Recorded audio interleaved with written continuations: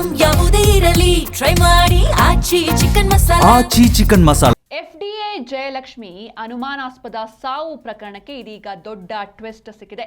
ಸಾಕು ಮಗ ಹಾಗೂ ಸಹೋದರಿಯಿಂದ ಕೊಲೆಯಾಗಿದ್ದಾರೆ ಜಯಲಕ್ಷ್ಮಿ. FDA ಜಯಲಕ್ಷ್ಮಿ ಅನುಮಾನಾಸ್ಪದ ಸಾವಿನ ಪ್ರಕರಣಕ್ಕೆ ಇದೀಗ ದೊಡ್ಡ ಟ್ವಿಸ್ಟ್ ಸಿಗ್ತಾ ಇದೆ.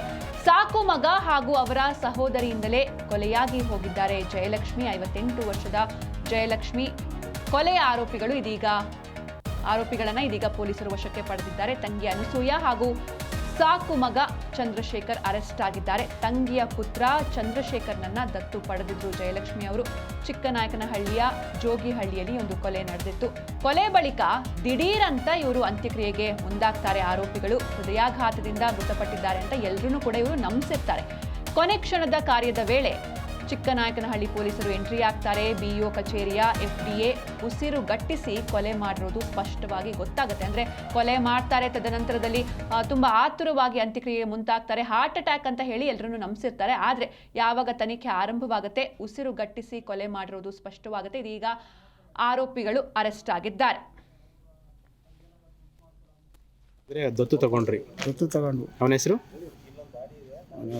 ಚಂದು ಅಂತ, ಈಗ ಚನ್ಕೇಶು ಅಂತ ಕರೀತಾರೆ. ಚಂದ್ರು ಅಂತ ತಗೊಂಡು ಒಳ್ಳೆ ಹುಡುಗ ಅಂತ ನಾನು ಅಂದ್ಕೊಂಡಿದ್ದೆ. ಜೊತೆಗೆ ಅವರ ತಂಗಿನೂ ಮನೆಗೆ ಬಂದರು ಇಲ್ಲಿಗೇನೆ. ಆಕೆಗೇನೋ ಕೆಲಸ ಇಲ್ದಂಗೆ ಆಯ್ತು ಅಂತ ತುಮಕೂರು ಇಲ್ಲೇ ಬಂದರು. ಇಲ್ಲ ಜೊತೆಲಿದ್ವು, ಎಲ್ಲ ಜೊತೆಲಿದ್ವು. ಆಕೆ ಮಗಳನ್ನೂ ನಾನು ಚೆನ್ನಾಗಿ ನೋಡ್ಕೊಂಡೆ. ಆಕೆ SSLC ಹೆಚ್ಚು ಕಡಿಮೆ 95% ತೆಗೆದ್ಲು. ನಾನೇ ಅದು ತೆಗ್ಸಿದ್ದೀನಿ ಅಂತ ಹೇಳಲ್ಲ, ಬಟ್ ಚೆನ್ನಾಗಿ ನೋಡ್ಕೊಂಡೆ ಮಗುನ. ನಾನು ಅವ್ರದ್ದಾಗಲಿ ನನಗೇನಾರ ದುಡ್ಡು ಮಾಡಿಕೊಡಮ್ಮ, ನನಗೇನಾರ ಸೆಕ್ಯೂರಿಟಿ ಮಾಡಮ್ಮ ಅಂತ ನಾನು ಯಾವತ್ತೂ ಕೇಳಿರಲಿಲ್ಲ. ಯಾಕೆಂತ ಅಂಥ ಒಳ್ಳೆ ಮನುಷ್ಯನ ನಾನು ನೆನ್ತಿದ್ದು. ದತ್ತು ತಗೊಂಡು ಅವನ ಹೆಸರು